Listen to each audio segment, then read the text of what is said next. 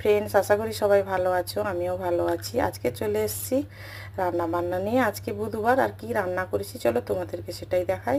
তো মোটামুটি সব রান্না প্রায় হয়েই গেছে, এই লাস্টে একেবারে বড়া করছি, ডালের বড়া।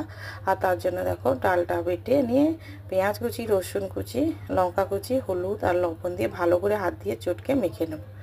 দিয়ে ফ্রাই প্যানে তেল দিয়ে দিয়েছি, তেলটাও গরম হয়ে গেছে। আর এরকম ছোট ছোট সাইজের করে গোল গোল করে দিয়ে দেবো, দিয়ে গ্যাসটা কমিয়ে দেবো।